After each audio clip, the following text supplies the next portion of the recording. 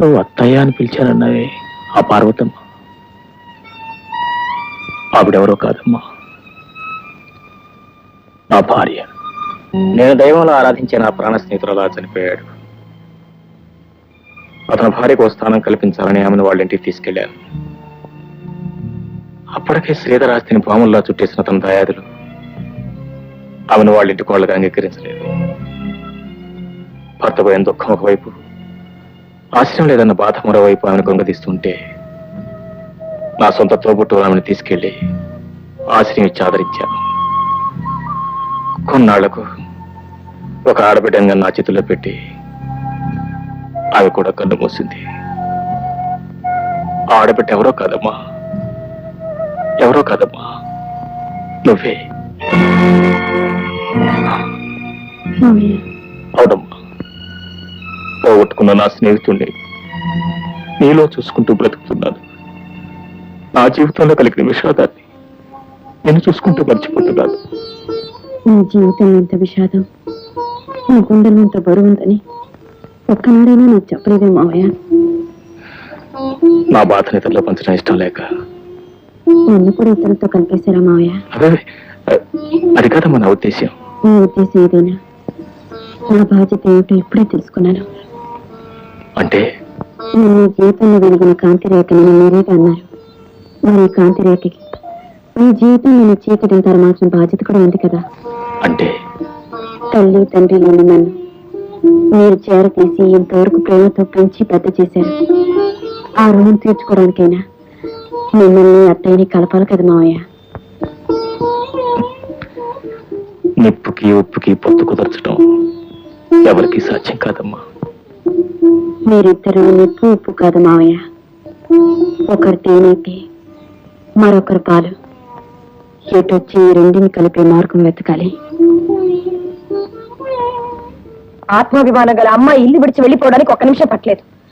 కానీ ఇన్నాళ్ళైనా దాన్ని వెతికి తీసుకురావడానికి నీకు కుదరలేదురా. నన్నేం చేయమంటావమ్మా? నా ప్రయత్నం నేను చేస్తూనే ఉన్నా కదా. రేపో మాపో ఎక్కడో చోట కనిపిస్తుంది, కాళ్ళు చేతులు కట్టి నీ కాళ్ళ మీద పడేస్తాను. సరే నోర్మై సార్, ఎవడాయన పొద్దునే అసలే తిట్లు తింటే ఇక్కడ. నేను సార్ మీ శ్రీమతి గారిని తీసుకొచ్చేసాను సార్. తీసుకొచ్చేసాను సార్.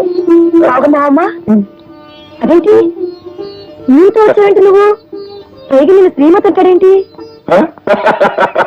బాగారండి, ఈయన భార్యని శ్రీమతి అనక ఇంకేమంటారమ్మా? అబ్బే, వీళ్ళిద్దరికి ఇంకా పెళ్లి కాలేదండి. పెళ్లి కాలేదా? పెళ్ళయిందని పైగా ఈవిడికి కొంచెం పిచ్చని కూడా చెప్పారే. పెళ్ళంటేనండి ఇవాళ రేపు ఎలాగో పెళ్లి అవుతుందో అందుకని అయిందని చెప్పేశాను. ఈ పిచ్చి అంటే అమ్మ ప్రతి మనిషికి వ్యాపకం అంత వేరే ఉంటుంది కదా, ఈవిడికి కాస్త ఎక్కువ ఉంది అంతే. అందుకే సరే గాని నువ్వు ఇంతకు ఎక్కడికి వెళ్ళినట్టు? ఎక్కడికి వెళ్ళింది అని అడగండి, నాకు ఎక్కడ దొరికింది అని అడగండి. నేనేం నీకు దొరకలేదు. నేను ట్రైన్ దిగి ఇక్కడికే వస్తుంటే స్టేషన్ లో నన్ను పట్టుకున్నారు. పట్టుకోగా విడిచిపెడతాను అనుకున్నారా? ఎవరు ఏ ఇంట్లోంచి పారిపోయినా ఇట్టే పట్టేయగలరు. అయినా వయసులో ఉన్న ఆడపిల్ల ఇలా ఇల్లు విడిచిపెట్టి వెళ్ళిపోవడం తప్పు కాదు. ఇలా వెళ్ళలేదండి, ఇలా వెళ్ళింది. ఇలా వెళ్ళిందా? ఎలా వెళ్ళినా తప్పే కదండి. ఆఫ్ కోర్స్, నేను ఈ ఊళ్ళో ఉన్నంత కాలం మీరు ఎన్నిసార్లు ఇల్లు విడిచిపెట్టి పారిపోయినా అన్నిసార్లు వెతికి పట్టుకొచ్చి అప్పచెప్పగలను. చూడండి బాబు, నీ పేరేంటో గాని. నా పేరు డి ముహూర్తం. డి అంటే దుర్రా బర్రా అండి. అబ్బాబా, దుర్రేనండి, మీరు నన్ను కన్ఫ్యూజ్ చేస్తున్నారు సార్. సారీ. డి అంటే అది మా ఇంటి పేరు. నా అసలు పేరు ముహూర్తం. వెరసి నా పూర్తి పేరు దుర్ముహూర్తము. ఎవడో దుర్ముహూర్తం అనగానే ఇదేదో అపశకునం అనుకుని మీ ముఖంలోని కవలికలన్నీ మారిపోయాయి. దుర్ముహూర్తము నా పేరు మాత్రమేనండి. నాకు ఎవరు ఎదురుపడ్డా సరే అదంతా మంచి ముహూర్తమే. సర్లేండి, మీరు చేసిన ఈ సహాయానికి మేమేమైనా... మీరేమి చేయక్కర్లేదమ్మా. నేను చేస్తున్న డ్యూటీకి గవర్నమెంటే నాకు చేతి వస్తుంది. ఈ వంట జీవితానికి అదే ఎక్కువ. అయితే నీకు ఇంకా పెళ్లి కాలేదా? పెళ్ళయిందమ్మా, కానీ నా భార్య... అయ్యో పాపే, దేవుడు చిన్న చూపు చూశాడన్నమాట. భగవంతుడు చిన్న చూపు చూడలేదమ్మా, భగవంతుడు పెద్ద చూపే చూశాడు. పోలీసు గుండె కాబట్టి తట్టుకున్నాను. నా కథంతా మీరు వింటే మీ ముగ్గురు మనసులో ఐసులాగా కరిగిపోయి నీళ్ళు అయిపోతాయి. నా భార్య నన్ను చిన్న చూపు చూసి నన్ను విడిచిపెట్టి ఇంట్లోంచి వెళ్ళిపోయింది. మరి మీరు వెతకలేదా అండి? వెతికాను బాబు, కానీ నా భార్య కనపడలేదు. అన్ని కేసుల్లోనూ సక్సెస్ అయ్యాను, నా సొంత కేసులోనే ఫెయిల్యూర్ అయ్యాను బాబు. చాలా నువ్వు విచారం ఉండు బాబు. అమ్మా, మిమ్మల్ని ఒకటి అడుగుతాను, చెప్పండి. ఆడపిల్ల మగపిల్లవాడు ఒకళ్ళొకరు చూసుకుని అర్థం చేసుకుని అగ్ని సాక్షిగా పెళ్ళాడి భార్యాభర్తలు ఎందుకు అవుతారు? చిలకా గోరింకలాగా ఉంటూ నలుగురు బిడ్డలను కానీ హాయిగా సంసారం చేసుకోవాలనే కదా. మరి అలాంటప్పుడు ఆ భార్య హఠాత్తుగా ఆ భర్తను విడిచిపెట్టి వెళ్ళిపోతే ఆవిడ ఏమంటారో చెప్పండి అమ్మా. చెప్పండి అమ్మా. మీరు చెప్పలేరు. ఈ విధంగా ఇప్పటి వరకు నా చేతి మీదుగా 100 కేసులు పూర్తి చేశానమ్మా. పోనీలేండి, ఆ పుణ్యం మిమ్మల్ని మీ భార్యతో కలుపుతుంది. ఆహా! ఎంత చల్లని మాట చెప్పి ఆశీర్వదించారమ్మా. మీ నోటి మాట ప్రకారం నా భార్య నాకు దొరికితే వెంట పెట్టుకుని మీ దగ్గరికి తీసుకొస్తానమ్మా, మీ ఆశీర్వాదం పొందటానికి. వస్తానమ్మా. వస్తాను బాబు. చాలా థ్యాంక్స్. పర్వాలేదు.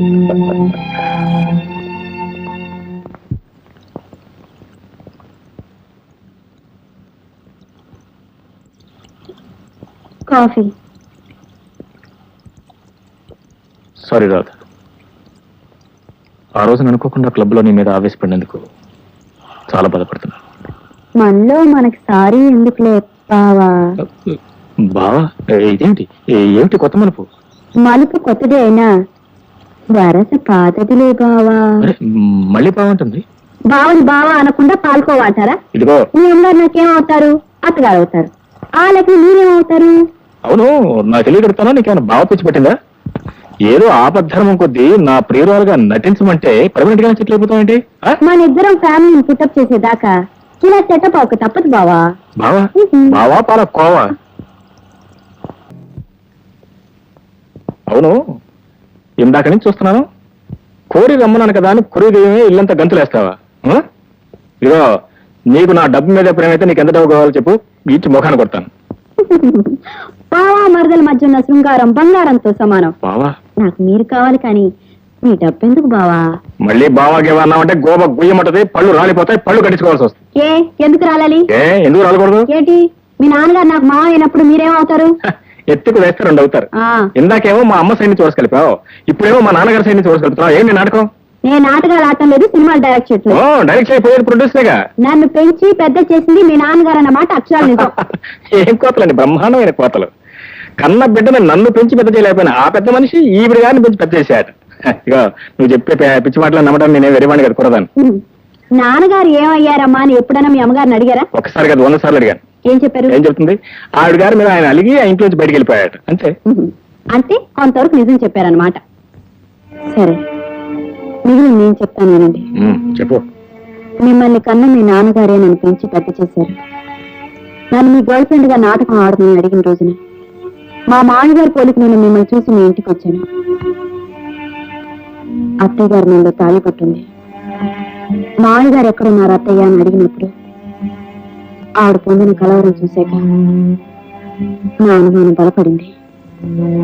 ఇంటికి వెళ్ళి మామని అడిగి నిజానిజాలు తెలుసుకున్నాను. నేను చెప్పిన దాంట్లో నిజమే ఉందో అబద్ధమే ఉందో తెలుసుకోవాలనుకుంటే నాతో పాటు మీరు మా ఇంటికి రండి.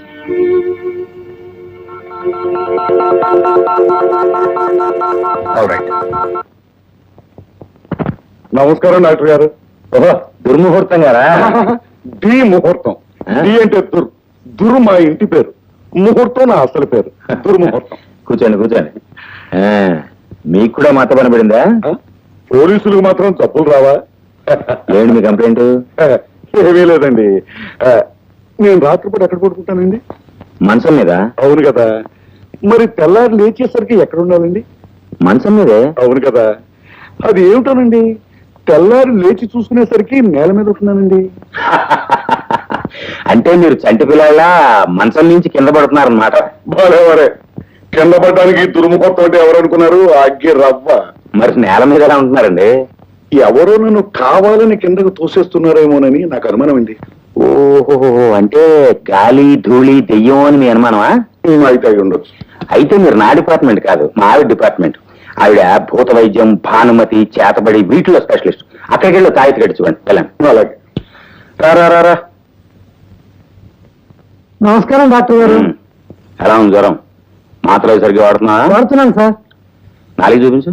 అబ్బా, ఆ జరదాకెళ్ళి ఎందుకయ్యా నీ జ్వరాన్ని తోడు. మీరు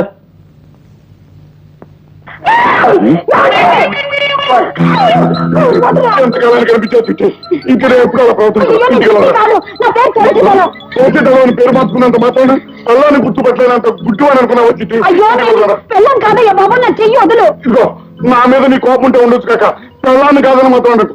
నువ్వు నా పెళ్ళం కాదని నా కళ్ళలో చూసి చెప్పు. కళ్ళలో చూసి చెప్పడం అంటే నీకు బుద్ధిందా లేదా? నేను నీ పెళ్ళం కాదు, నా చెయ్యి కాదు, నా వదులు. పెళ్ళం చిట్టి కాదు. నా పెళ్ళం చిట్టి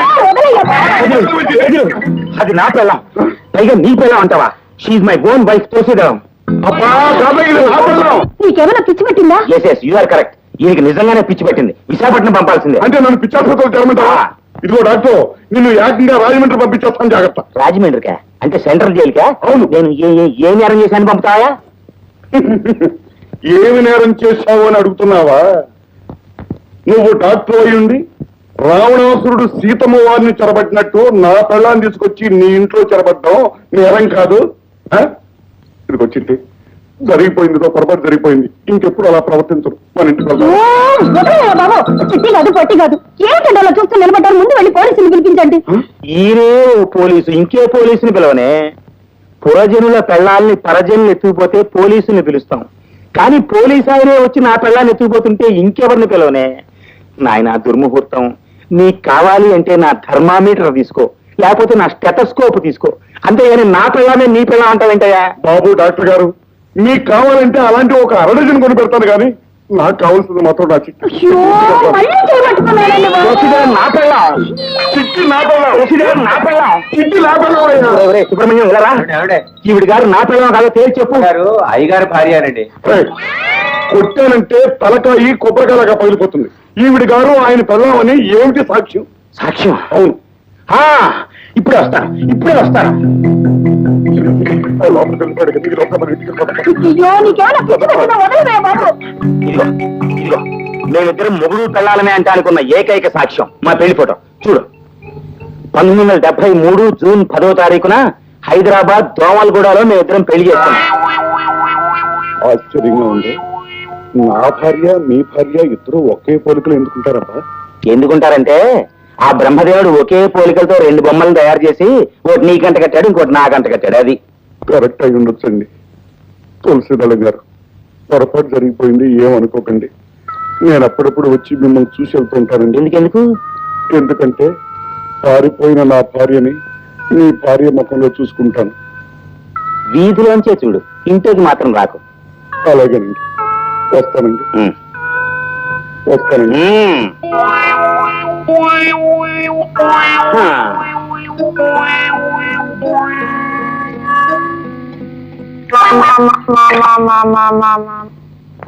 రండి, ఇదే మా ఇల్లు. ఏంటి తలవేసం ఏంటి? మా ఎక్కడికి వెళ్ళారు? బాబా, మా ఎక్కడికి వెళ్ళారు మీకు తెలుసా? వచ్చావా అమ్మా? నిన్న తొక్కుంటేనే మీ మావయ్య పట్నం వెళ్ళాడమ్మా. ఈ అబ్బాయి ఎవరు? నీ చిన్నప్పుడు మీ మావయ్య ఊరిచిన గొప్పలో అసలు ఇలాగే ఉండేవాడమ్మా. మా దగ్గర ఆయన కలవడానికి ఇక్కడికి వచ్చారు. అలాగా, వస్తానమ్మా. చూసావు రాధ, ఎంతకాలానికైనా మా నాన్నగారిని కలుసుకోగలుగుతున్నా అని ఎంతో ఆనందంతో వచ్చాను. కానీ అది ఇప్పుడు సాధ్యపడలేదు. బహుశా మేము కలుసుకోవడం ఆ భగవంతుడికి ఇష్టం లేదేమో.